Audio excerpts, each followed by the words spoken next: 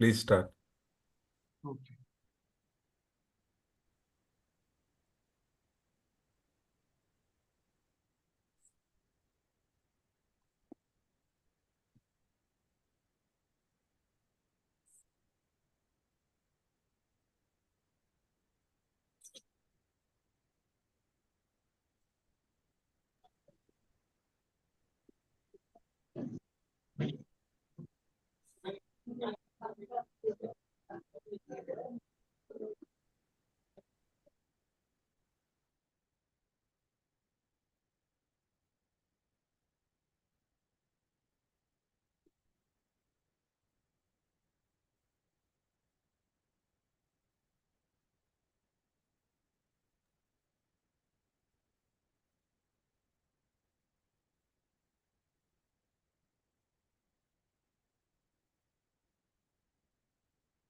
Now today I welcome everybody to our 109 webinar of Thinkers Club.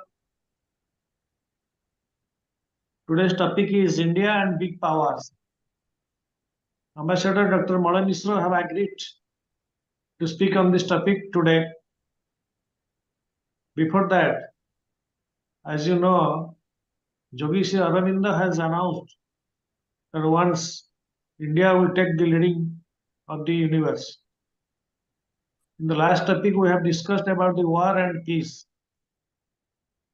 We reach in the conclusion that till in some places war is going on because there is no leaders of world, so that nobody obeys a single person.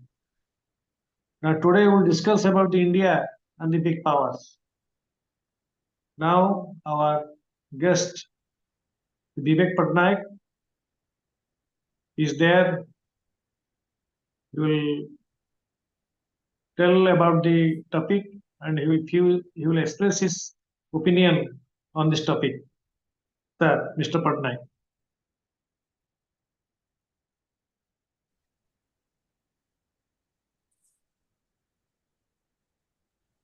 Vivek sir, you are muted. Can you just unmute yourself?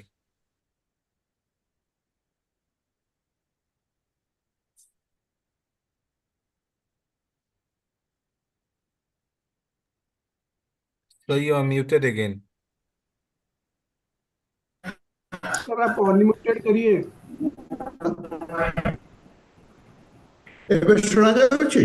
हाँ sir, yes sir. We can hear you but can't see you. सुना जाउछि? किंतु आपला mic भी video भी of अछि. Sir नमस्कार. Am I visible? Yes sir, yes sir. Namaskar sir. Yes sir, visible sir. Am I also audible? Yeah, absolutely. Yes, sir, audible. Thank you very much. First, let me congratulate Barada for organizing such meetings on a regular basis. Odia re karuchunti. Aji bode 109 meeting वर्ष भीतर 2 वर्ष भीतर हेलाणी. आजिकार विषय वस्तु बड़ा भल विषय वस्तु. मलय बाबू अछंती के नाहंती मु देखि पाउनी. अच्छा तापरे हमर रिव्यू देखुची मेजर जनरल पटनायक भी अछंती बहुत भल. अच्छा आजिर विषय वस्तु होची इंडिया एंड ग्रेट पावर. अर्थ होची ओडिया रे भारत वर्ष बृहत शक्ति. प्रथम आम जाना दरकार बृहत शक्तिर अर्थटा कौन. आम जानू भारत किंतु आम जाना दरकार बृहत शक्ति अर्थटा कौन. मो धारणा मुझे पढ़ापढ़ी करी मोर जी अभिज्ञता अच्छी से मत जना जाए जे बृहत शक्ति हूँ जार सामरिक शक्ति भल, अर्थनैतिक शक्ति बड़, ता संगे राजनैतिक शक्ति मत थी दरकार. ये सब मिसिले बृहत शक्ति हम. अच्छा मन सामरिक शक्ति रे केते आपनकर ये सैन्य संख्या केते आपन पाखरे अस्त्र शस्त्र आउ तापरे विशेष करी खाली पदातिक बाहिनी हेले हब नहीं अपन पाखे am I able to is it okay? कौन There is a instability in the internet. I know, I have seen that.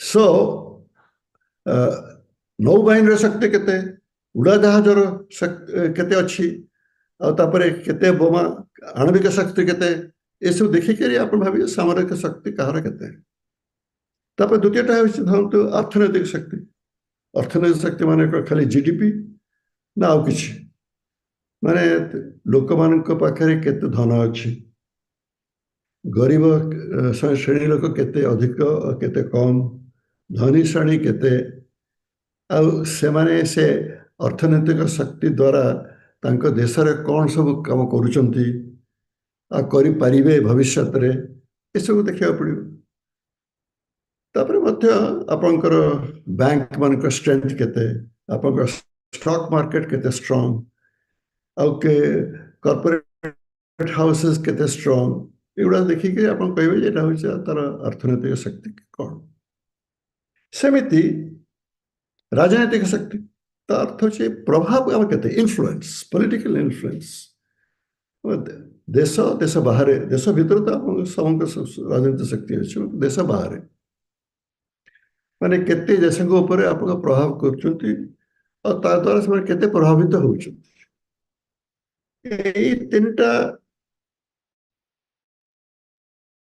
जिनस देखले को राष्ट्र गुड़ाक आप भावे बृहत शक्ति बोले सॉफ्ट पावर गोटे बड़ जिन सॉफ्ट पावर कौन मु बुझेगा दरकार ना आप जानते माने इंटरनेट रे आमर टेक्निकल आईटी रे केते कहार स्ट्रेंथ अच्छी तापरे इवन कल्चरल स्ट्रेंथ केते अच्छी से भी soft power that's an important factor which can not rule it out but generally साधारणतः हम भाबू जे जो मन के सामरिक शक्ति अधिक अर्थनैतिक शक्ति अधिक और राजनैतिक अधिक से धरू बृहत देश विशिष्ट देश बृहत शक्ति और विशिष्ट शक्ति यही दृष्टि देखले आम समस्ते भावु जे अमेरिका निश्चय गोटे बृहत शक्ति आम केत लोक अमेरिका बहुत भल पाती केत लोक भल पाते ना किंतु सत कहले हूँ गोटे बृहत शक्ति सेमती आउ गोटे देश भी बृहत शक्ति हम धरिया पड़ो रूसिया जहाँ आगे थला सोवियत यूनियन थला वर्तमान खसी जाकर से गोटे बृहत शक्ति तापर आउ गोटे देश जोड़ा को आम मैंने बहुत लोग भल पाऊ भारत बाहर सी हूँ चीन देश से भी गोटे बृहत शक्ति अन्य देश भी अच्छा जब कैपेसिटी अच्छे बृहत शक्ति हवा इंडिया अच्छी भारत वर्ष अच्छी ब्राजिल अच्छी साउथ आफ्रिकार अच्छी ता छड़ा जर्मनी एंड जापान एमानकर भी अच्छी यूनाइटेड किंगडम एंड फ्रांस एमानकर भी शक्ति अच्छी ता संगे जोड़ी हो गले एवं नुआ शक्ति हिसाब रे टर्की जोड़ी होगा चेष्टा कर ईरान ये सब देखिले एमान को आम कह गोटे होती बृहत शक्ति आ बृहत शक्ति हबार पॉसिबिलिटी अच्छी एमान येटा ए फरकटा मुझे समस्त जन चाहूली कहीं निर्भर करके कहवा भारत वर्ष संगे भारत अन्य शक्ति मान कौन अवस्था तांकर संपर्क कौन भविष्य कौन है ये विषय चर्चा आम कर भाविली जे यहाँ मोर इंट्रोडक्शन किंतु तापर अनेक चर्चा हो पार मु जानी मलय मिश्र ठीक अच्छा कि ना मलय मिश्र यदि आसबे तो सी प्रथम कहवा चाहिए मतामत शुणिला पर आम अतनु पट्टनायक अच्छे अंतर्जातिक अभिज्ञता बहुत अच्छी सी भी कहे तापर प्रश्न उत्तर ये हम so let me now summarize. We have to understand what is actually a great power. And I have said military strength, then economic strength, then political strength. The military strength is, of course, your capability, your army strength, your naval strength, aircraft strength, nuclear strength, missile strength, electronic warfare korea strength. Then financial strength or economic strength. It will depend upon your GDP, of course, but that's not the only consideration. You have banks, your stock markets, and the corporate houses, how much they're able to invest outside their own country, how they're able to influence financial world of the. Then on top of it, there are institutions like International Monetary Fund, World Bank, Asian Development Bank. Then there is also a new bank that is a new bank, new development bank, and there is also Asian Infrastructure Industrial Development Bank. তারপরে আছে Caribbean Development Bank, African Development Bank, European Development Bank আছে. So all these things, to what extent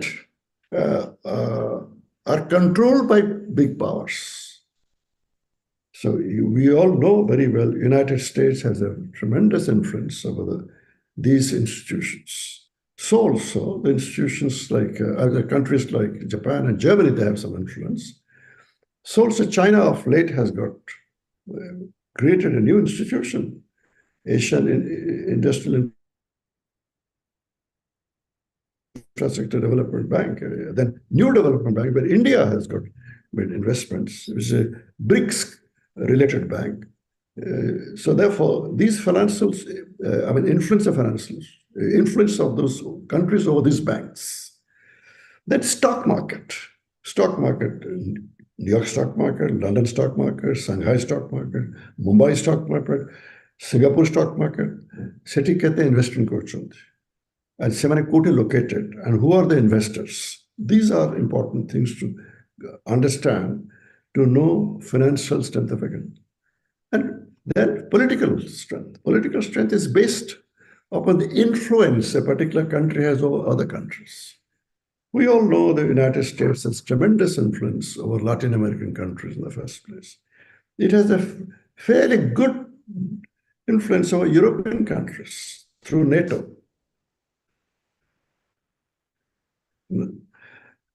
Through NATO, this North Atlantic Treaty Organization. Then, in addition, other countries who had influence in the past, so to what extent it has influence, that has to be determined. Yes, Russia has influence even till today in many parts, particularly in the Asian part of the erstwhile Soviet Union, definitely. Then they have influence over many African countries. They had tremendous influence over Syria, which is now, they have lost that influence because of change of administration. At the same time, they have influence over Iran, that must be recognized. And their relationship with India is very stable and good. So then China has tremendous influence in many parts of the world, whether we like it or not. It's a fact that they have influence over Africa. They are beginning to have influence over large parts of Latin America, and they have influence over Southeast Asia, around India. They have influence over Sri Lanka. They have influence in Nepal. They have influence, of course, over Maldives. And they have fairly good influence over Indonesia, although Philippines and China is having problem. But that has not reduced the influence of China over Southeast Asia. Okay? So therefore, this is how I visualize at the countries who we can say great powers. But that does not mean that countries like India, Brazil, South Africa, Germany, France, and United Kingdom although they're not treated as great powers, but they have the potentialities of becoming great power over a period of time. When will be, we cannot say. One factor I must say is what is the state of poverty in a country? Poverty level, inequality level. If inequality and poverty level are high, even if your GDP is good, I will doubt very much whether you can be considered as a great power or big power, whom I mentioned. For instance, Japan and Germany, France and United Kingdom, they are strong by GDP and the poverty level is less, inequality is less. While India, inequality level is very high. Our poverty level is very high, although GDP is good. In frankly speaking, by purchasing power parity, that's one way of measuring the strength of economic strength of a country. India is third. First the United States, then is China, then Japan and India. That is how. But India is quite close. It has beaten United Kingdom by purchasing power parity. That's the difference. These are my initial views. And then, of course, I will say India and Bharata bୃହତ୍ ଶକ୍ତି କହିଲେ ତା ଭିତରେ କ'ଣ ଅର୍ଥ ହେଉଛି ହେଇପାରେ ଯେ ଭାରତବର୍ଷ ଅନ୍ୟ ବୃହତ୍ ଶକ୍ତି ସାଙ୍ଗେ ସମ୍ପର୍କ କ'ଣ ଭାରତର ସେମାନେ ଭବିଷ୍ୟତ ଏ ଶକ୍ତି ଏ ରିଲେସନ୍ସ ଭବିଷ୍ୟତଟା କ'ଣ ଏଇଟାକୁ ଆମେ ଚର୍ଚ୍ଚା କରିବା ଧନ୍ୟବାଦ ସାର୍ ନମସ୍କାର ବର୍ତ୍ତମାନ ଆମ୍ବାସଡର ଡକ୍ଟର ମଳୟ ମିଶ୍ର ସାର୍ ଅଛନ୍ତି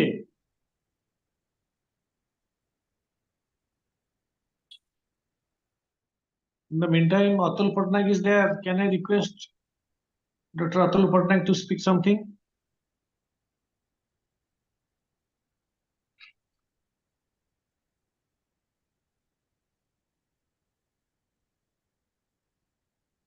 Major General Atul Pattanayak is there.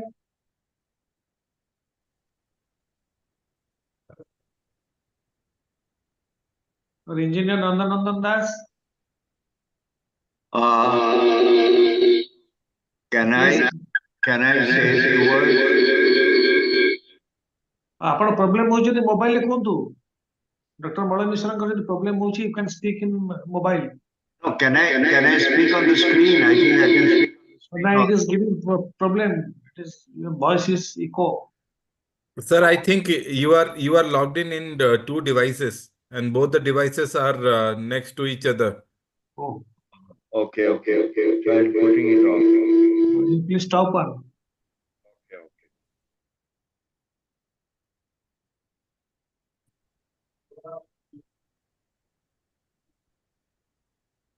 Yeah.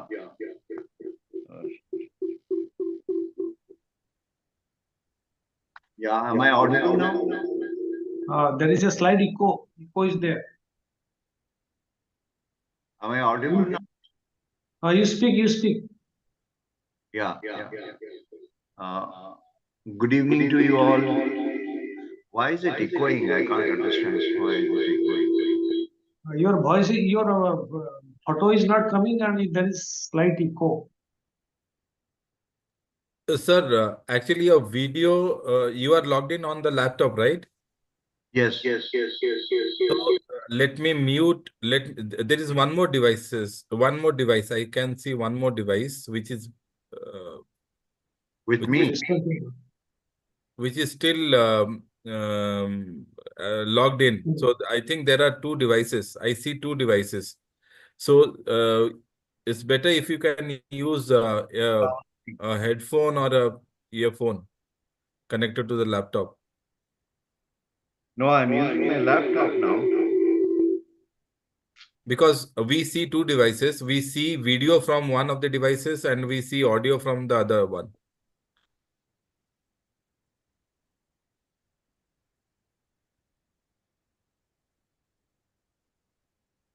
can join from mobile. If it is problem, you can join from mobile. I've closed down my mobile. I've closed down my mobile.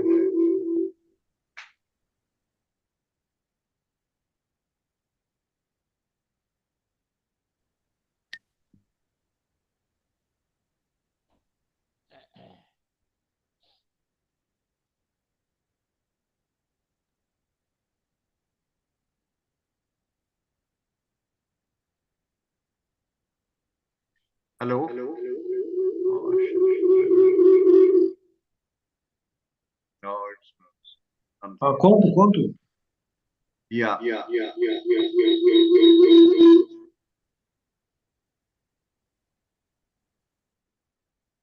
It's better to join in mobile sir. Okay. You start from your mobile and Yeah. stop all this computer connection. Just give me Sir, 2 minutes. kindly keep away your mobile from your desktop.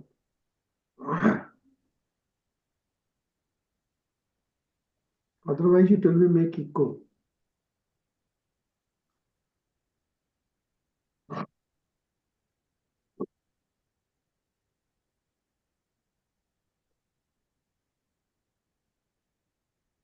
I'm sorry for this disturbance.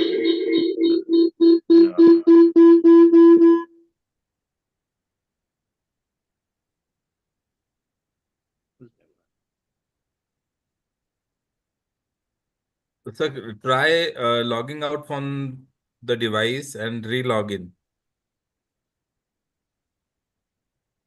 In the meantime, anybody can speak. In the meantime, Engineer Nandan Das is there. Let me see if I can go Oh, out. you can speak something. Right. Leave. କଥା ହଉଛି ଆମର India and ଅନ୍ୟାନ୍ୟ ମାନଙ୍କ ସହିତ କଥା ପଡିଛି ମୋ କଥା ଶୁଭୁଛି ଶୁଭୁଛି କୁହନ୍ତୁ ଆମେ ବର୍ତ୍ତମାନ ଲାଷ୍ଟ ଟାଇମ ଯୋଉ G20 ଆମର ଏଠି ହେଇଥିଲା ସେଥିରେ ଆମର ନିଜର ଗୋଟେ ପରିଚୟ ବି ମିଳିଛି ତା ଆଗରୁ ଯାହା ହଉ ନା କାହିଁକି ପରିଚୟ ମିଳିଛି G20 ଯୋଉ ନାଁଟା ହେଲା ଏବଂ ତାକୁ ଆଜି ପର୍ଯ୍ୟନ୍ତ G20 ଥିଲା ତାକୁ ରାଦର ଆଫ୍ରିକାନ ଗୋଟେ କଣ୍ଟ୍ରିକୁ ମିଶେଇକି ଆମ ପ୍ରେସିଡେଣ୍ଟ ଥିଲେ ମୋଦି ସେ ତାକୁ G21 କରିପାରିଛନ୍ତି ଆଜିକା ଦିନରେ ମଧ୍ୟ ତ ତାଙ୍କର ବର୍ତ୍ତମାନ ଦେଖାଯାଉଛି ଯେ ତିନିଟା ଜିନିଷ ଗୋଟେ ଡିଫେନ୍ସ ଗୋଟେ ଫାଇନାନ୍ସ ଆଉ ଗୋଟେ ପଲିଟିକାଲ ଏ ତିନିଟା ଡିଫେନ୍ସ ମ୍ୟାଟର ଉପରେ ଯେକୌଣସି କଣ୍ଟ୍ରିର ଗୋଟେ ଆମେ ଯେତେବେଳେ କହୁଛୁ ତାର କଣ୍ଟ୍ରି ନାଁଟା ଧରୁଛେ ତା ପାୱାର ହିସାବରେ ତ ତିନିଟା ହେଉଛି ମେନ୍ ଜିନିଷ फाइनेंशियली आम तो निश्चय ग्रो करुचु आम फिफ्थ पावर को चली आसचु एंड डिफेन्स मध्य स्ट्रांग करुचु पॉलिटिकल मु कहि बोधे वर्ल्ड वाइज बोधे पॉलिटिकल येटा होची बेसी हमर भारतर आफ्टर ए जो मोदी को आसिया परे बर्तमान मोदी को ऊपर प्राय समस्त निर्भर करछन जेतले वार होची बिटवीन रशिया एंड यूक्रेन सेतले से निर्भर करछन मोदी को ऊपर एवं जे समस्त पाक जाउछन से काहारी पट नहुंदी से समस्त को जाई परछन जो अमेरिका मना कला पेट्रोलियम प्रोडक्ट आने सब कंट्री रशिया पाखु ये शुणिले ये कल ना मुझे मो देशर हूँ प्राइम मिनिस्टर मो देश को आगे देखी तेणु से शुणिले ना से तेणु अनेक किसी किंतु जो अन्य देश भी असुविधा हो ये साहाय्य करें जहाँ कोविड-19 देखिले सब देश कमी साहाय्य कर तेणु ये दीज आर पॉलिटिकल से केते इन्फ्लुएंस कर जो मुसलमान कंट्री के जाऊन इवन से 40-45 वर्ष पर्यटन से सब जाऊँच सम्मान दौरान तेणु मु बर्तमान भी देखुची मोदी जो पावर पॉलिटिकल मैटर नहीं गोटे भारी स्ट्रांग पावर वर्ल्ड वाइड होती ट्रम्प अनै बर्ष से केवे आसिले मिसवे कर भी चली तेणु मु तो आजिकार वक्ता नुहे से ये ना कि विवेक पट्टनायक कहीगले बहुत भल जिन कहले तो सब कहले अन्य मान सब कहते thank you very much okay thank you okay कहबे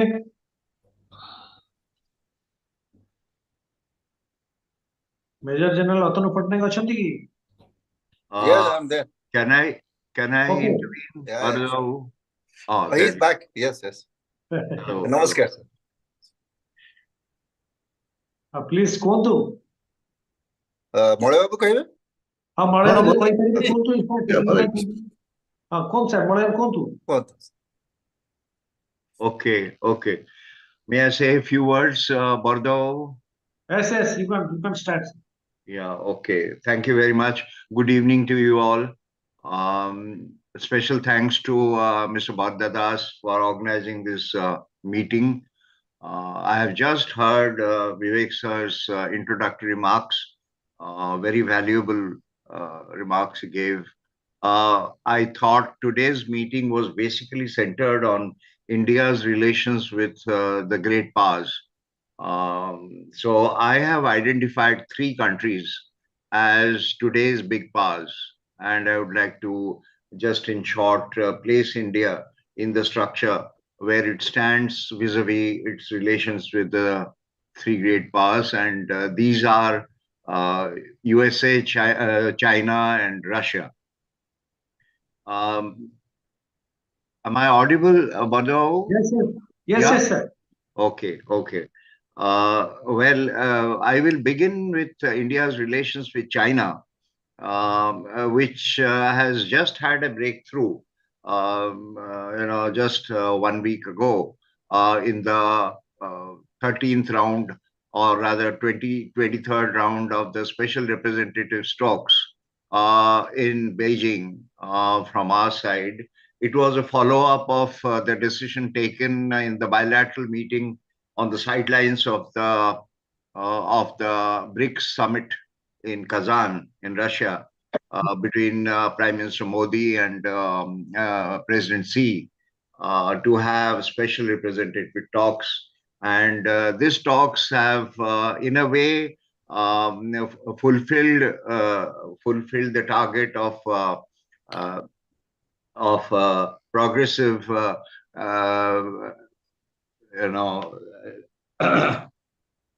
border agreement has been more or less settled, and now the de-escalation and de-induction of troops from the border are the next steps, which both countries have now taken a decision to continue with it.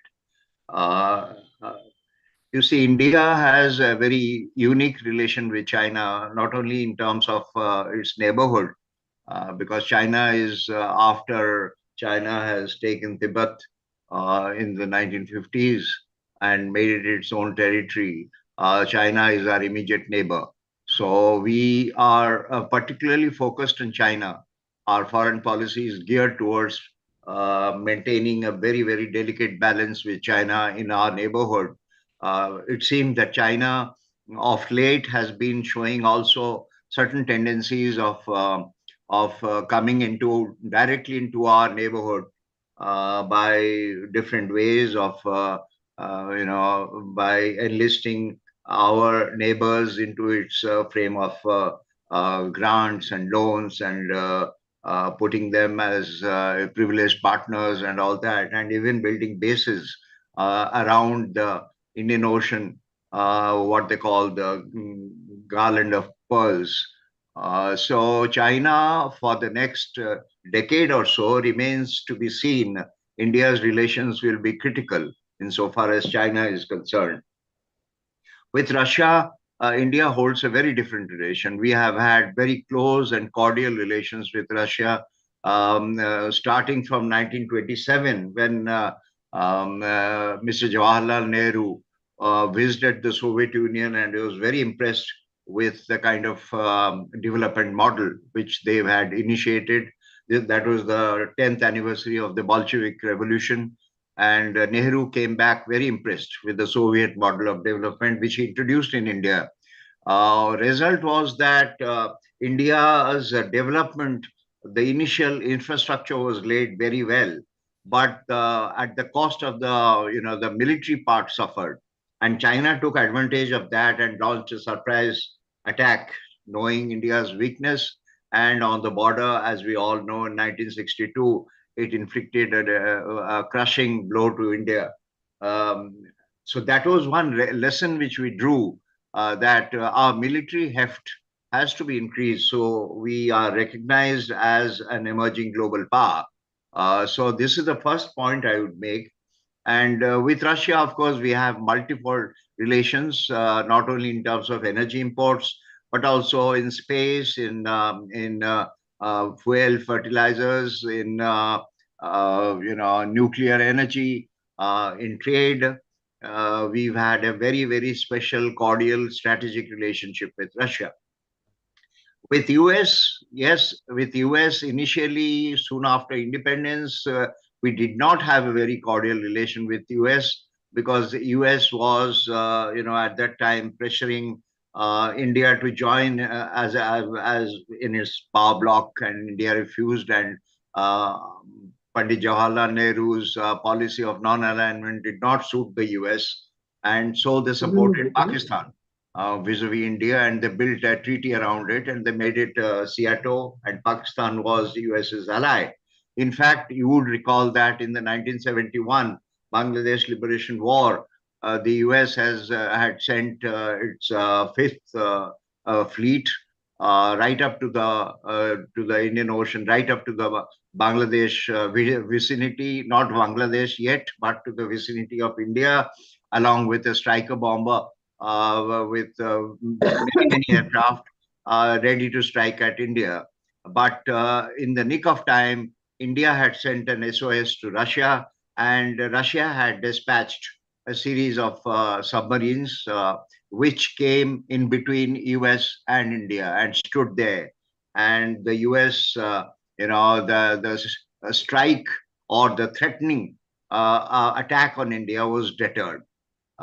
So Russia, since then, has been a very good friend of India, and we signed the Indo-Soviet Treaty of cooperation, friendship, and cooperation, and that helped us in the sense that Bangladesh was liberated with, of course, with a lot of support from India, and that was a massive blow to Pakistan when Bangladesh was liberated in December 1971. And but after that, during Bajpayee's prime ministership from 1988 to 2001, 2004, after particularly our second Pokhran nuclear explosion, I think the attitude of US changed towards India.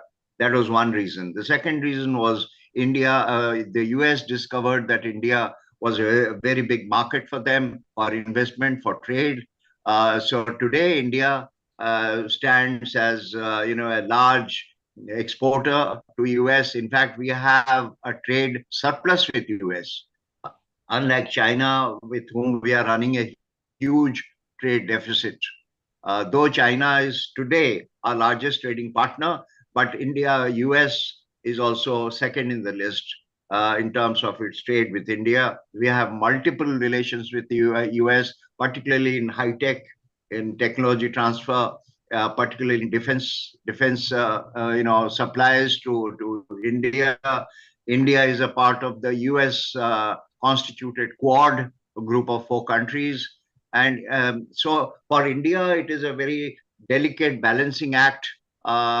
Be a member of the BRICS group of countries with Russia and China on one hand, and be a part of the Quad with US, Australia, Japan on the other. So, but India has always believed in upholding its strategic autonomy in working towards his own national interests, as every foreign policy should. So this is a very difficult, is a very vulnerable time with global conflicts all over the world. So how does India play this game further to keep all the big powers under check, and also at the same time using its clout to influence relationships positively with all these countries at the same time. We know that our relationship with Russia is not liked by the US, particularly by the Biden administration. But in Trump 2, which is going to come from January next year, it is expected that India will have a better relationship with the Trump administration, the second Trump administration. And there is a personal chemistry between the leaders of India and US, which will also come into surface. But I see 3 major areas which I call friction points with the US. One will be on tariffs. Trump has already said that India is a tariff king, and we will match India's tariffs with our tariffs on Indian imports. So our imports are largely going to be affected. Our exports are largely going to be affected, and our trade surplus with US will diminish. That is one. Second will be trade in general. Trump is a negotiator, is a deal maker, as we all know. So it will strike several deals. And now Trump has as his main advisor Elon Musk, who's now his closest advisor, you can say. So what do they expect from India? How are they going to negotiate with India? What kind of deals they will secure with India? That is to be seen, because it's a very tricky time for India to handle this Trump and Elon Musk together. And Musk will play a big role in Trump's decision-making circles. The third is the visa issue. Trump has been very clear on the immigration front, and he has already said that he'll be strict on the visa regime, including for Indian professionals. And as we all know, there's a big community of Indian skilled professionals in US. Their visas are not very sure whether they'll be renewed or not. Their families' visas will be cancelled or not. So these are many issues with US which is left to be desired. But on the whole, I would say that our relationship with the great powers for now is a natural corollary of the fact that it is a globalized, interdependent world, a multipolar world. We have moved on from being, seeing a bipolar to a unipolar to a multipolar world, and India is building itself as a strong pole in this multipolar world.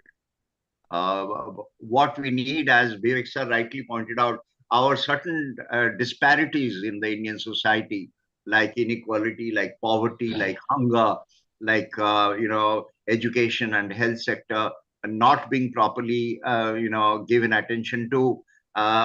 These are certain negatives which India will have to face. And I always believe that domestic policy has a direct symbiotic relationship with projection of India's foreign policy. So if our domestic policy is not strong, we may not be in a position to uphold a strong foreign policy. The second point which I would like to make is that there is no point bragging about India's foreign policy or India's clout.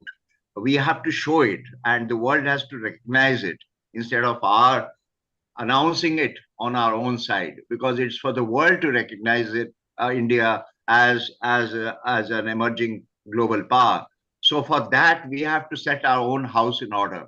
We have to reduce a lot of these disparities in the society, a lot of these, for which we get a lot of negative indices India suffers from. And this has to be taken care of by our policymakers, that unless we have a strong country economically, militarily, and socially, and democratically, we are not going to effect a very strong foreign policy, howsoever much we may project it, but it will not be very effective, because whatever is happening in India today, the whole world knows. In a globalized world, in a totally digitized world, whatever is happening in one part of India is known to the rest of the world instantly. So there is no point hiding anything, because there is nothing to be hidden anymore. And so we have to be very careful in handling our relationships. We are an upcoming power, and certainly India is poised for a good future, provided we run our domestic situation properly, and we use our increasing military heft, and we use our economic strengths, our market force, our professional, our technological force properly to build ourselves as a great nation. So I think I will close with these remarks, and if there are any questions, I'm willing to answer. Thank you very much, Barada, and thank you, Vivek sir, for your introduction. Thank you, sir. You have got a very vast experience which you cannot, because you have served in outside India. Thank you, sir. Anybody can ask any questions, or Mr. Major General Atul Patnaik also can interact. Sir, exactly, I want to put a question to Ambassador Mishra, sir. Exactly, now there is a huge challenges after Trump administration is coming to power in January. Now, India is just has to foresee the challenges from China, because now the Chinese, the way they are going, there is chances that they are going to attack Taiwan. And so far the sources are just being available over media. And again, the Ukraine and Russia war is also at a very difficult stage if you see today's media report.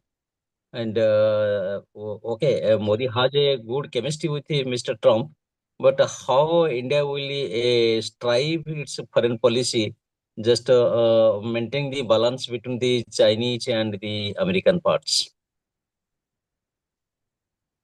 Mr. Mishra. Thank you very much for your question. I think this is a very important area you have touched, particularly on Ukraine-Russia conflict and India's role in that. Uh, I started by saying that we share a very warm and cordial relation with Russia, and particularly the chemistry between Modi and Putin is very strong.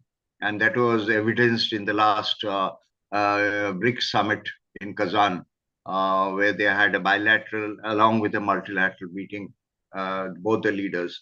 And Mr. Putin is likely to visit India in early next year. He has already committed that for the next bilateral summit between India and Russia, which is an annual feature. Now, coming to Taiwan and China, of course, China has always believed Taiwan to be a part of China, as part of Chinese territory, and there is no ambiguity from the Chinese side on that.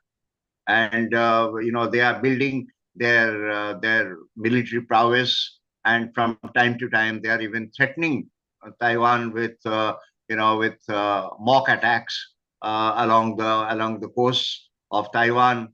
US in a way is committed to come to Taiwan's rescue. They have an agreement with Taiwan. Should something happen to Taiwan, US will come to its rescue.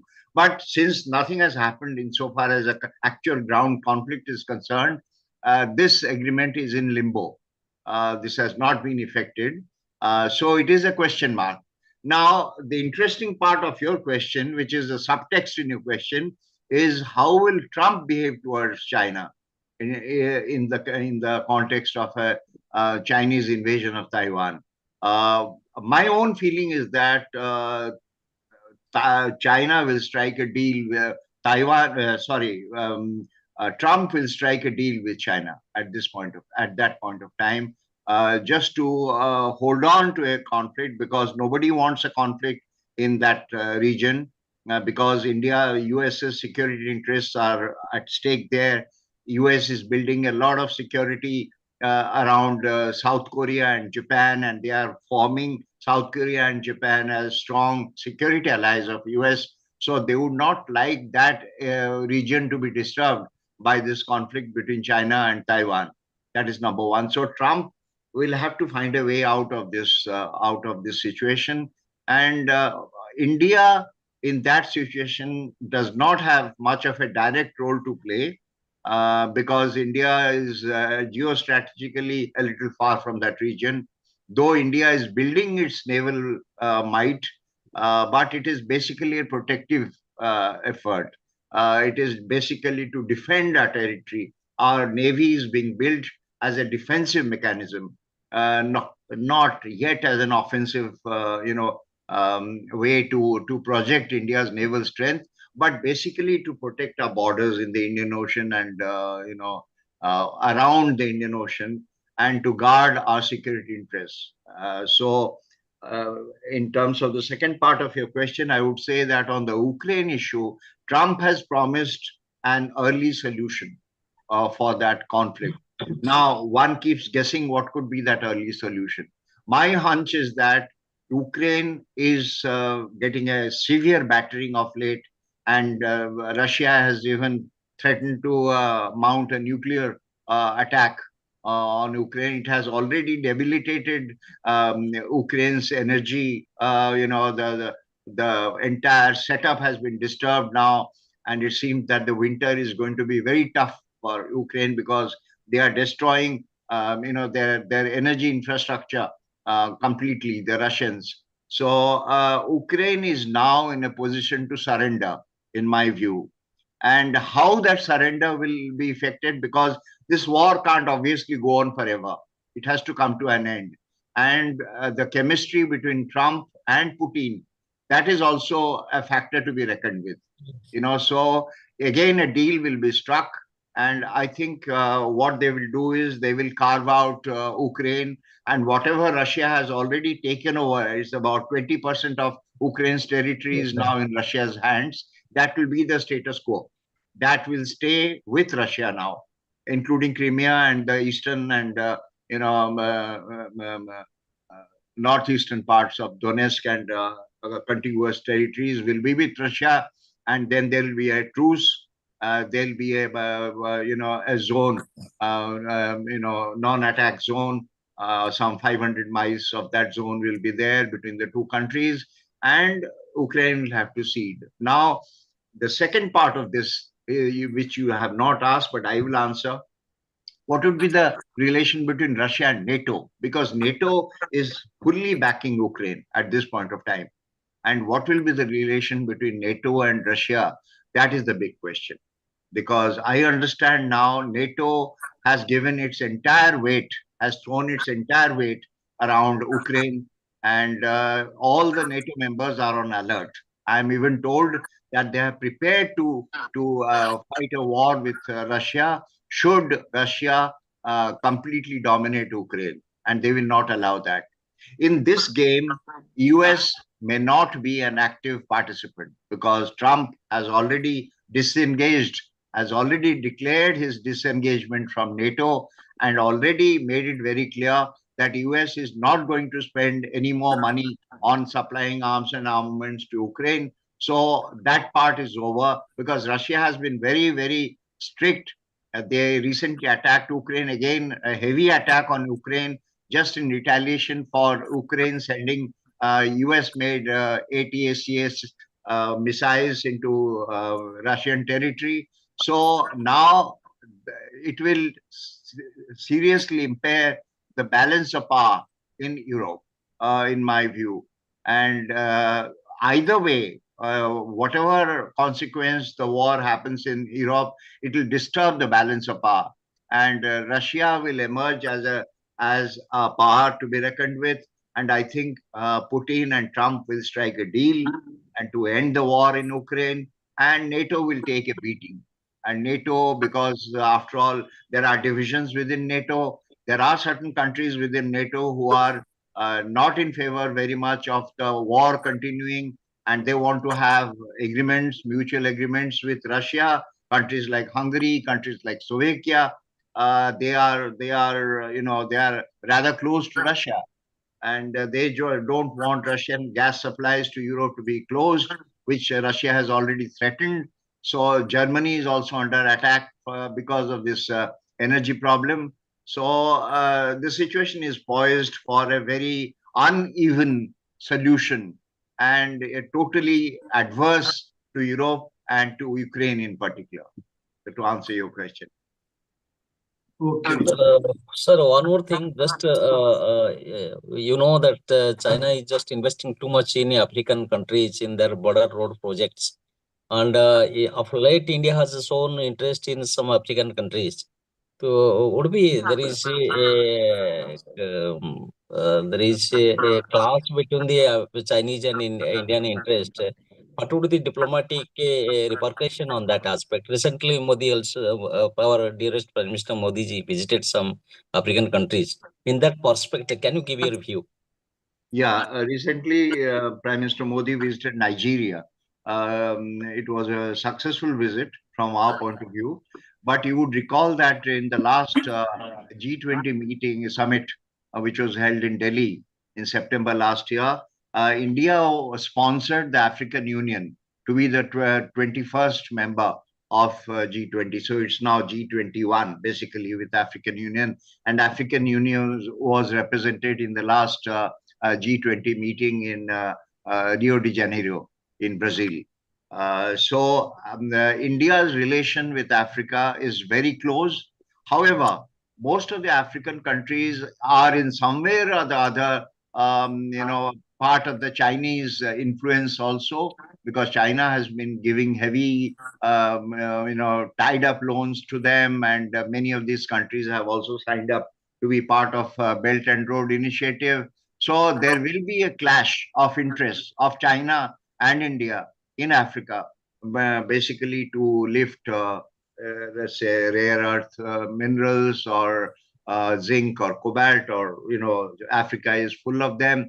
So, but what I understand from my sources in the ministry is that Modi's visit to Nigeria was rather successful, and the Nigerian government has also given India a big backing in terms of improving their trade with exchanges with India. And Nigeria is, as you know, the most populous country in that part of Africa.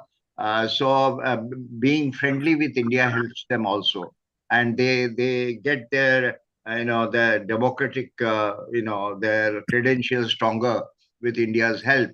Though at the same time, I must emphasize that Nigeria is the biggest African market for China, and China's trade with Nigeria has been burgeoning over the last several years, maybe a decade or so. So it is not easy for these African countries to come out of the Chinese trap to befriend India in the real sense of the term. There will be a clash, and the clash will be between us, India, and China in Africa. But then Africa has also emerged as a powerful voice in the world today, and various groupings, Africa has been taking an active role in that, and they are also projecting their own, the picture of their own countries, poverty and hunger situation, deprivation situation, and the need for the infrastructural development. Whosoever puts in money in that, I think, gets the favor of these African countries.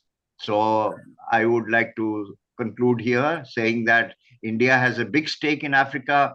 India's attitude towards Africa is very different. We believe in the development model, unlike China, which has an extractive model with Africa, because they want to extract the resources of Africa for their benefit, for China's benefit. But we have a different approach altogether.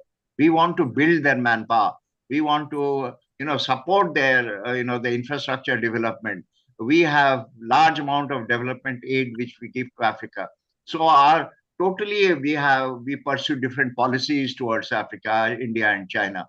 So where does Africa fit in? How does Africa respond to these two different divergent attitudes?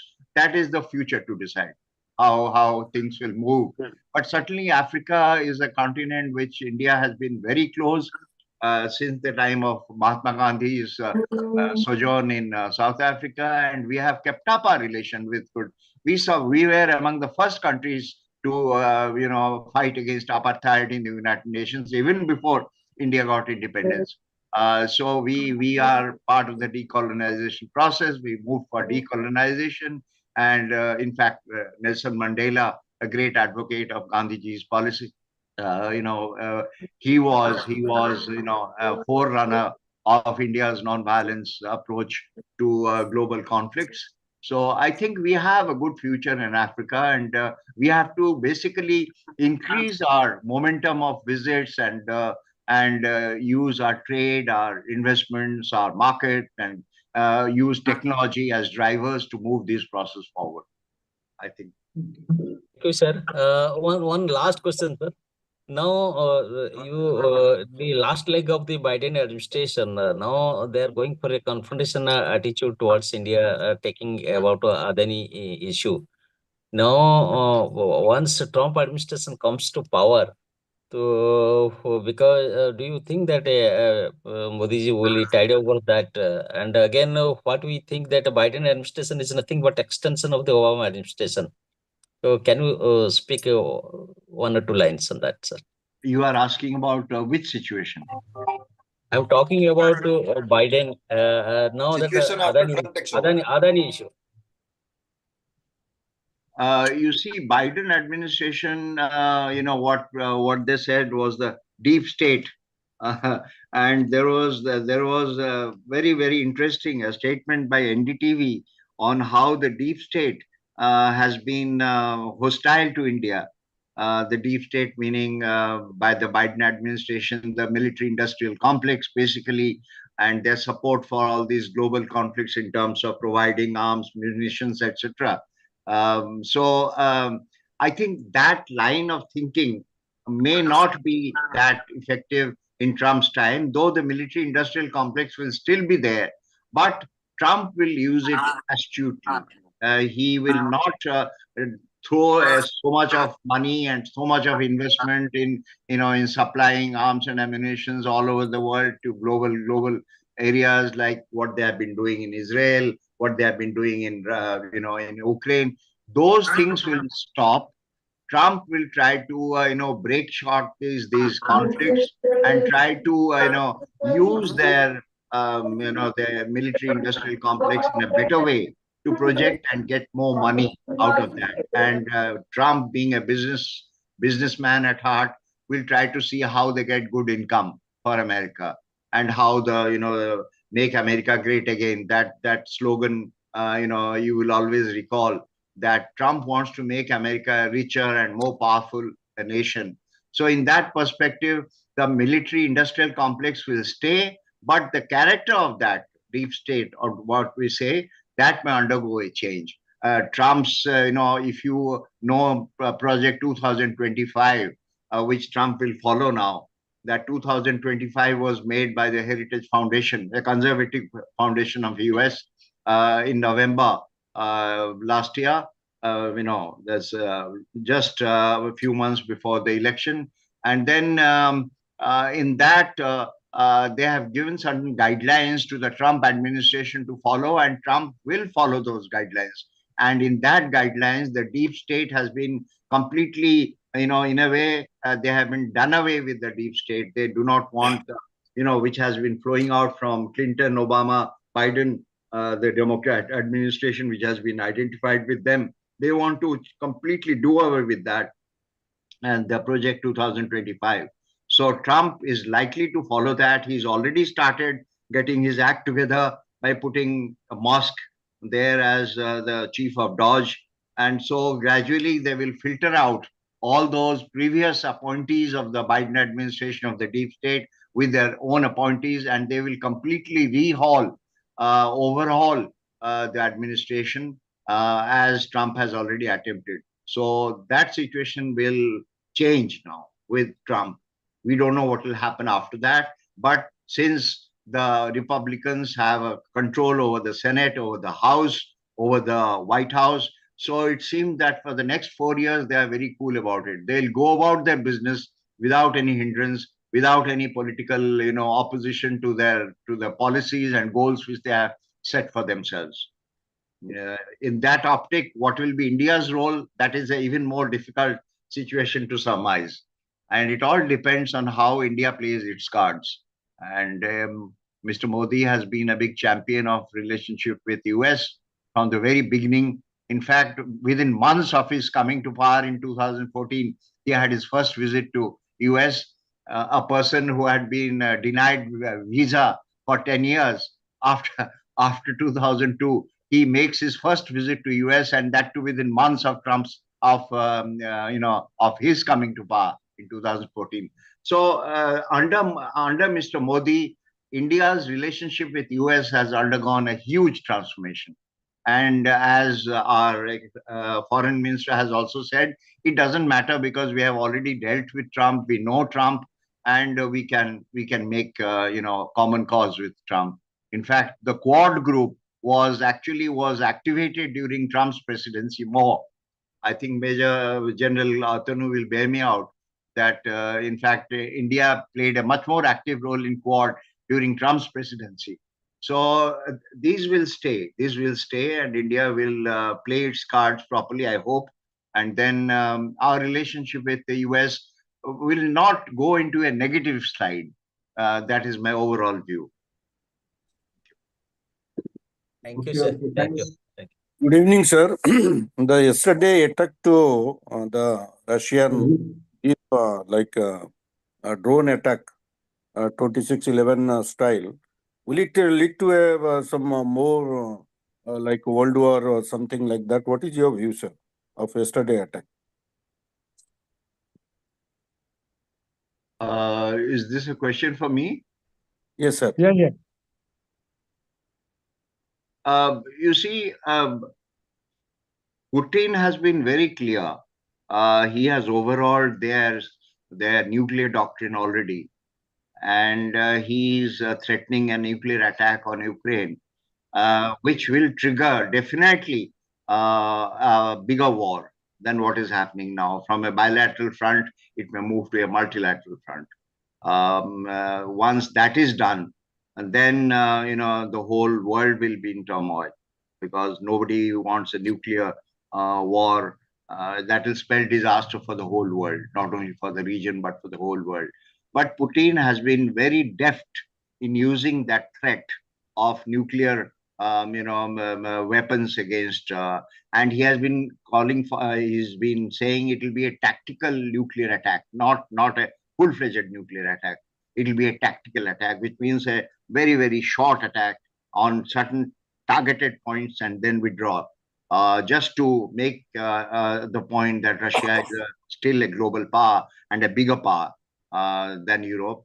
And Putin perhaps has his own reason, because now the NATO countries have drawn so close to the Russian border, which was not in the beginning. Their understanding after the fall of Berlin Wall was that NATO will stop at some point and not go very close to the Russian border, which they have not, which they have violated. So Ukraine's joining NATO, or rather the possibility of Ukraine's joining NATO, I think was the last straw on the Russian camel's back. So after that, Russia has been in full this thing. But the way the war has been developing, and my feeling is that within a couple of months after Trump's coming as president, this war will stop. It will stop with a truce, not a full stop, but with a truce, and with Russia gaining a bigger hand, upper hand, certainly over Ukraine and perhaps over NATO also. That is my feeling. But I would like to invite General Atanu's views also, if possible, to say something about this conflict between Ukraine and Russia. You have written a lot on this, so please tell us something from your side. Sir, I'll just add 2-3 points. Firstly, you are very right. The Quad was activated during Trump's time in 2017. So definitely that's a plus point, and it's going to be re-energized in the times to come. They are going to cut a deal with China, not to escalate the region. And it is in Chinese interest, because the Chinese economy itself is great, I will say, challenge.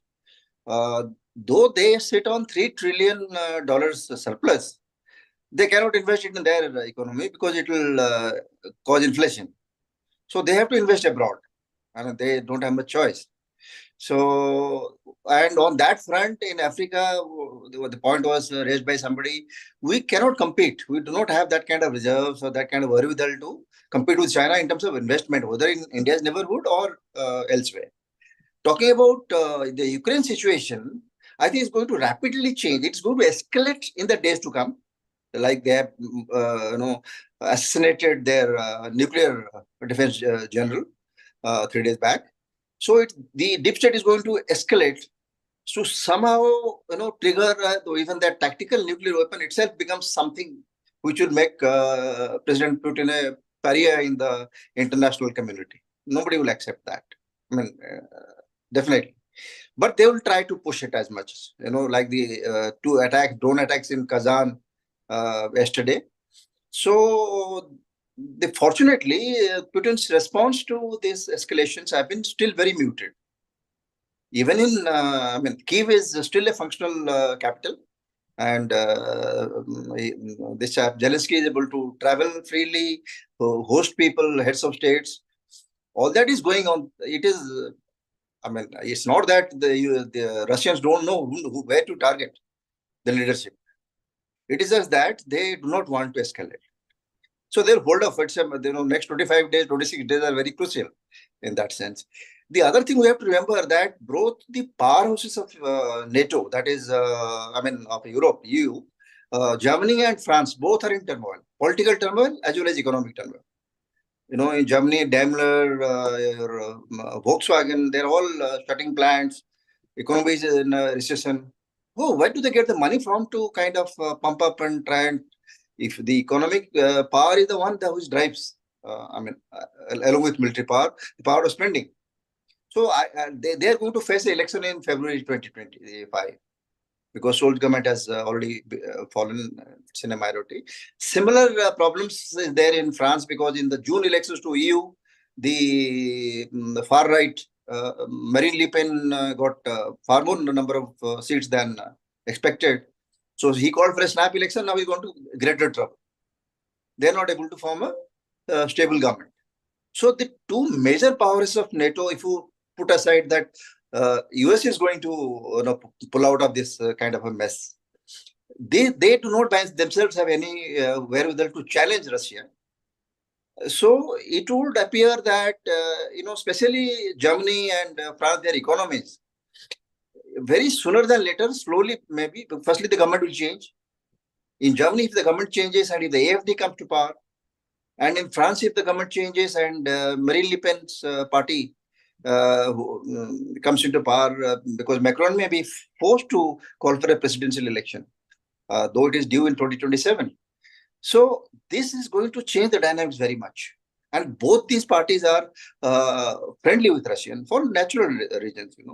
Today, Germany is paying almost 2 to 3 times the cost of energy than the rest of the world. It cannot sustain any kind of economic activity like that. So the compromise is going to be, pro-Russia, but I will also say pro-Europe in the sense that it is going to put them back on the rails in terms of economic development. If the deep state withdraws from this sinister game here. Sir, it is $1 million question that deep state will withdraw because the deep state is nothing but run by the defense industry of America.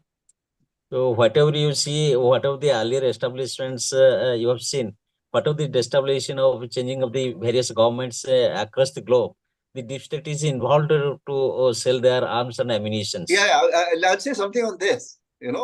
Unlike the first Trump administration, when he was new to Washington, D.C., so in his core group of secretaries or functionaries, he had 3 generals. The NSA was a serving lieutenant general. General Mattis was his defense secretary. Chief of staff was a general. This time you'll see he has discarded these generals. I as a general shouldn't be saying that, but he has understood. People who survived the system and became generals are definitely part of the system. No problem.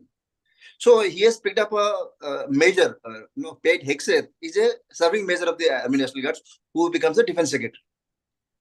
Mike Walsh is a serving, he's a colonel of the special forces. Tulsi Gabbard is a lieutenant colonel from National Guards and she has had deployments in Afghanistan. So this time the team, like Dr. Mishra said, the Heritage Foundation has put up a document and they're going to go on that. And you'll find, because the other issue is that the $35 trillion debt, US debt, is not sustainable. It's going to collapse very, very fast. That's why a lot of emphasis on managing the budget. Most of this money, which was supposedly taxpayers' money or whatever, government money has flown into the arms industry, which was labeled as aid to other countries. Basically, US government was funding the profit of the military industrial complex. So this is going to undergo a change. There is no doubt on that. Okay, any question is left? If anybody has this already time, we'll close this. Mr. Das, Your introduction. Barada, Sir. can I give some comments? Yes, yeah. Before I leave. Sir. ମୁଁ କିଛି ମନ୍ତବ୍ୟ ଦେଇପାରିବି କି এই ସମୟରେ? Sir, you are invited. Sir, ଦିଅନ୍ତୁ. Okay, because I have another appointments I have to go. In the first place, I heard Mishra, Ambassador Malaya Mishra. I also heard the question put by Pratap Kumar. I also heard what is spoken by Atanu, Major General, who has international experience. First, let me tell you one thing. I have some observations with regard to certain things. Well, first, there are three great powers. There's no doubt. USA, Russia, and China. What is our relationship? That has been explained very well by Malaya, sourced by Atanu. I have nothing more to add to that. But I must say that history has shown how the attitudes of governments change and how things change with events. Well, we were all very happy with Quad and Quad and Quad. Good. But Quad means we are making ourselves clear that we are in the group of USA, Australia, and Japan. I don't think China likes it. It is doubtful if Russia also likes it.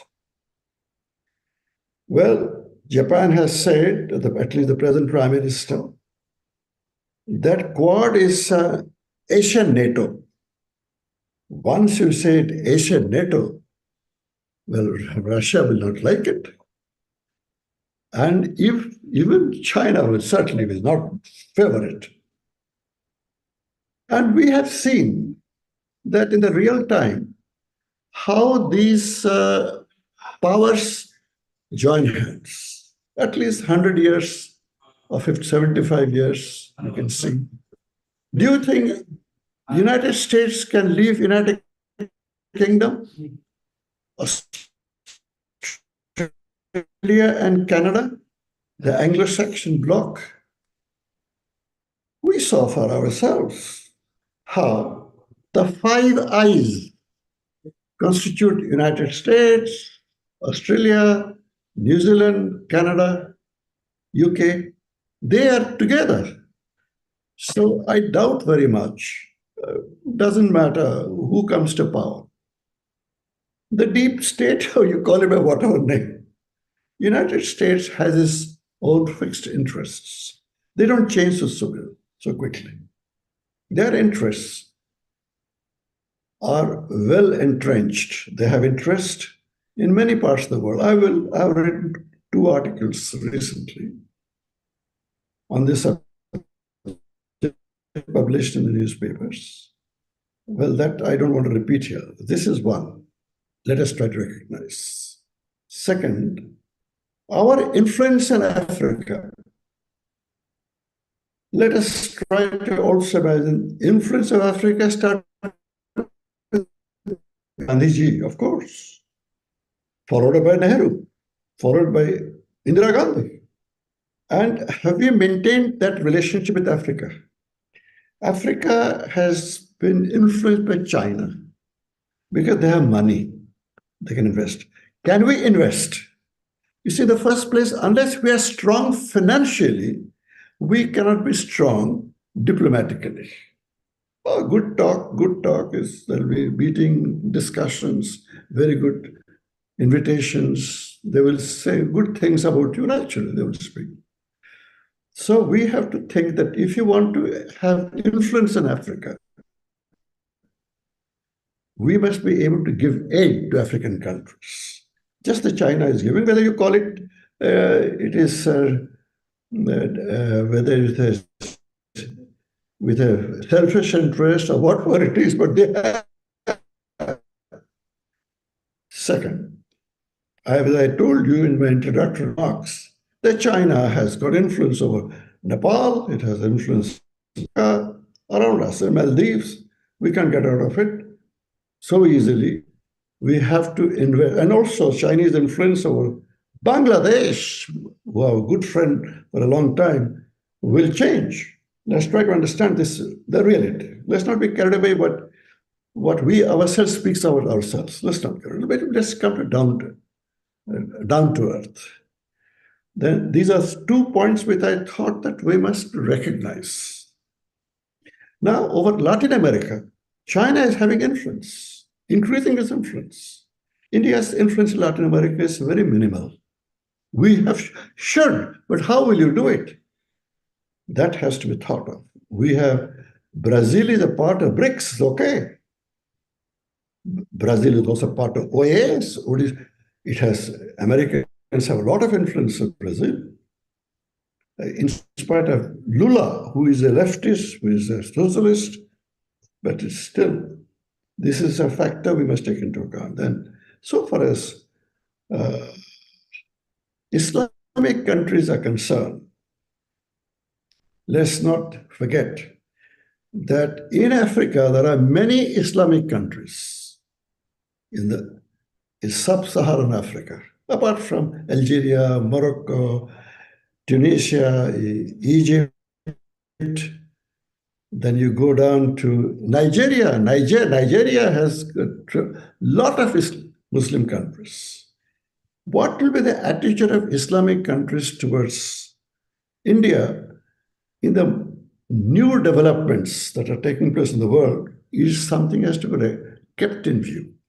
Let's try to not forget that. Then I must, one more thing say, the situation in the Middle East is changing. Well, Iran has been very badly beaten, which is a very influential power, but Iran is down but not out. Iranian Malaya was ambassador to Iran. He knows the civilizational infrastructure which Iran has, civilizational, for which they're so proud of. So Iran and India are traditionally good friends. Then Turkey, as long as Erdogan is there, it is not a secular country. It is Islamic orientation. So these factors we have to take into account.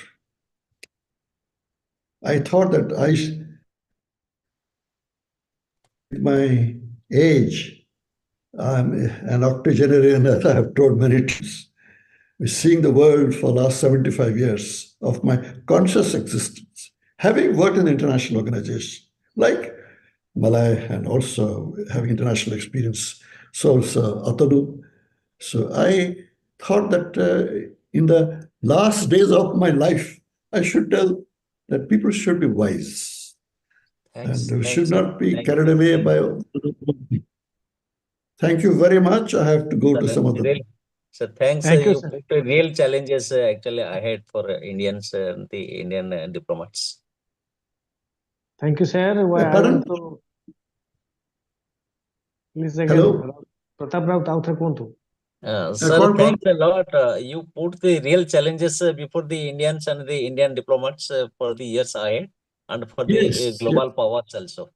What are the challenges you put? These are the very realistic and thinking that we are going for 5 trillion economy or some what all these things. Okay, economic prowess is required to tide over the diplomatic relations. And without economic strength, you will have no say over the global polity. Thanks a lot, sir. Thanks. Thank you, thank you. We have organized a World War and Peace on the last first day of December, and we have decided to communicate all world leaders.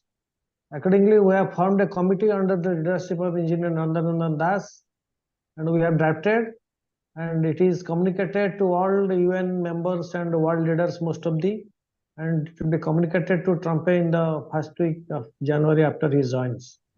So this is for your information. Thanks to everybody. Everybody has joined nicely. And Mr. Mishra, out of his vast experience in different countries as embassy, who have given a very nice informations with his vast experience. We are grateful to him that you have joined with this Thinkers Club session and you have highly inspired all the members. And it will continue in the YouTube link, and most of the interested persons can see this in future. And thanks to everybody. I'm going to close this, and after that, just 2 minutes, we'll have an internal discussion of our club. So everybody's thanks. Thanks to Malaya Mishra, Atanu Pattanayak, Engineer Nandan Das, and Mr. Vivek Pattanayak, who have, with much more experience and interest, he has participated with in spite of his busyness. Thank you all. बहुत Thank you. valuable actually discussion था बढ़िया discussion. Thank you, sir. But New Year's summer, it will be 5 years will be continue from